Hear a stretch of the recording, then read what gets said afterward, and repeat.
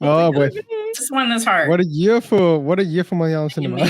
Amazing year for Malayalam cinema. Yeah, this one was huge. I mean, I have read and I did a little comparison to see what it was like compared to last year.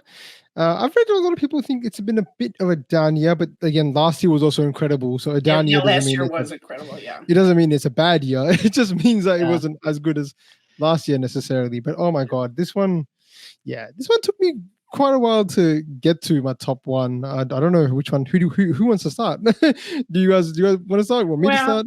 I mean, I guess I can start. Like, I mean, there was a movie that was sent for the Oscars, which is 2018, which I will say is it was a very good kind of disaster movie based on real events.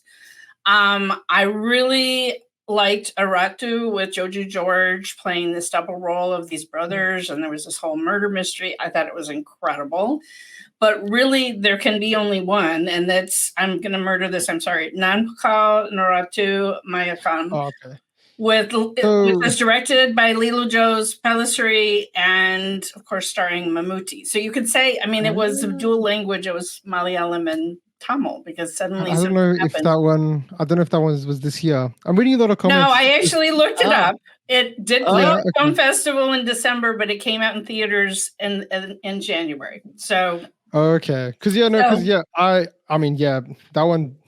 If that one is in the list, then that one walks away with it. But yeah, I was unsure to include that one because on Wikipedia it just has initial release of December 2022. So yeah, I mean, okay, I'm gonna pretend like I'm not gonna pick that one just so we can have the conversation. Go ahead. If that isn't included, but I mean that movie, yeah, that's honestly one of the best movies that I've seen.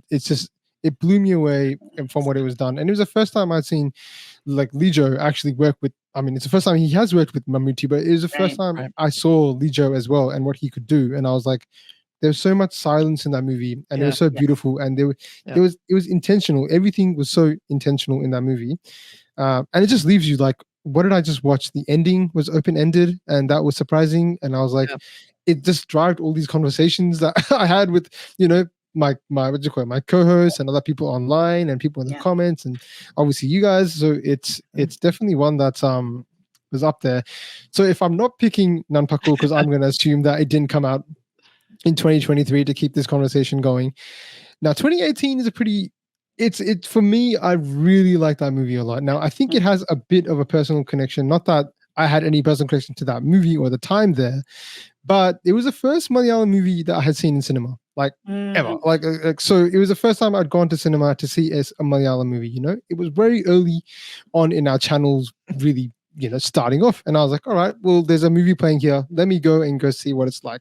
And I went there, and I have to say the cinematic experience for that movie was something that was just amazing. I mean, like, because the thing is, the sound design in that movie, it's raining the whole time, so when you're in that theater full of people like that, you feel like you're just in the rain, you feel like you're part of the movie. It had this really cool immersive feeling and to have all these people just around you that were obviously impacted by this event, like this was a very personal story to everyone in the cinema watching, aside from myself, because I'm not from Kerala, but obviously I could feel that sort of energy from people just being like really emotional to see that. And even when it finished, I think someone tried to speak to me in Malayalam and I was like, I'm sorry. I can't respond. But so that was one that was really, that moved me quite a bit. Iratta was another one, as you mentioned, that was unbelievable.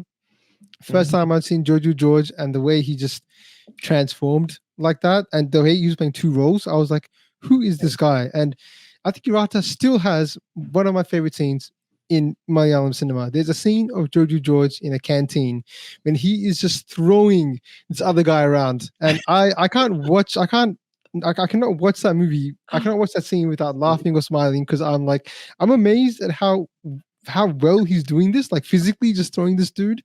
And on top of that, it's shot with like a one camera just following. I was so impressed by what they were doing just with that as well. The other one that I want to quickly mention before I pass it to you, Kathy, is Romanchan. Yes. I think that deserves a bit of mention because that was it just caught me off guard. Like I didn't expect that, because obviously I had seen Sobin a bit here and there, but then when I saw the cast, I was like, who are these ragtag bunch of actors?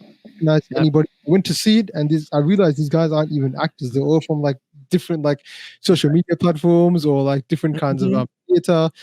And then when it came on, and I was just laughing, bawling out when Reginald Shokin enters the scene, and it's like, oh my god, who is this guy? Like, oh my god, there's like scenes that will not leave me. There's this one line from one of the characters when someone asks him something. He says like, do you work out? And he says, no, I'm just naturally fit.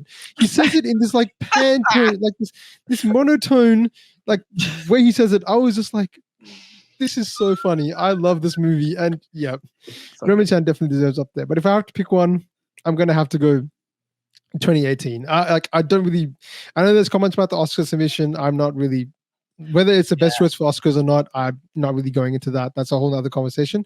But for me, my personal pick of the year is 2018. I just thought it was just emotionally, it had the emotion that the other movies didn't have, I felt. And that's what really got me.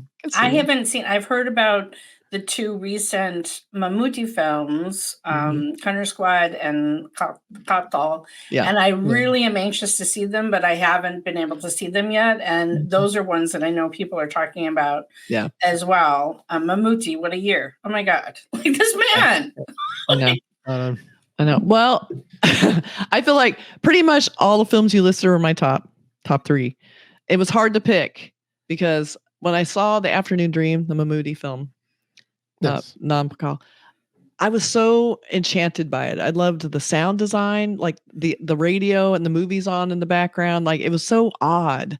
And then when he went in, they were acting out the movie that was going on. It was an old-fashioned movie. And everybody in the village just seemed so grounded and real, which I think they were apparently behind the scenes. Yes. Yeah. But and when the scene where they're showing all the animals falling asleep, just love that. Like it was just so beautiful. So I loved that. That was probably the most artful film I've seen in a long, long time. So I would put that definitely at the top if it weren't for Romanchan, because horror movies. It's horror. What I mean, could we expect anything less from that? No. And I thought I was going to be weird saying it, but you said it. So see, I'm not that weird. No, I mean that was one of those movies that just was such a crowd pleaser, blockbuster in Kerala, because audiences wanted to see it with the crowd and all laughed together. They went to see it again and again, and I think I saw it on streaming, so I knew I wasn't getting the full experience. But as you said, like there's Salman Shahir can be so funny, but it wasn't just him. He was just part of an incredible ensemble of really funny people. They were, and it was, and the horror was fun too. It was really fun, and there was genuinely good horror along with that, and I love the whole thing about it. And I want to mention 2018 too, because one of the reasons I also love that is that they did do that to Tovino at the end, because that was a bold somebody just said he did him dirty, but you know what? That's how it had impact, and that's what happened to real people. That's why I loved it. Yeah, people that you died, and he did a heroic thing, and he died, and that's what happened to people. And I like that they gave us the character. We were kind of comfortable with it, like nothing's going to happen to him. And then when he dies, you're like, what? You feel like the rug pulled out from under you. So I thought it was very genius. So I did love that. And also a special mention, Tovino had an amazing year. Like, I mean, this is coming off a year where he had arguably one of my favorite movies. This is a movie that I go back to and rewatch. He had Talumala from last year, which made me almost fall in love with the industry, with what they were doing, how fun that movie was. And I was like, how is he going to top that? And he has 2018 this year. On top of that, he had a couple other really good movies too. So he's definitely one to look out for. There's another movie, Kannada Squad, great. I really liked it. I think it was a bit too familiar to me. That's why I probably don't put it as my top. Kannada Squad, I've not seen yet. I have a whole issue with, and I think you guys share this, distribution for Malayalam cinema. It's just not the best. They released Kannada Squad like in a random cinema, like 2 hours away, in a random suburb, and like 3 weeks after it came out. Like, it's not the best. But the other ones that we should mention is RDX. Oh yeah, none of us mentioned that, and we all really did enjoy that. I did enjoy that. I thought that was a fun movie. It was. I think that was also fun. But fun but what about RRR, you guys? really, we need to mention the fact that R was so good, it needs to bleed into 2023. I believe that. And it is the actual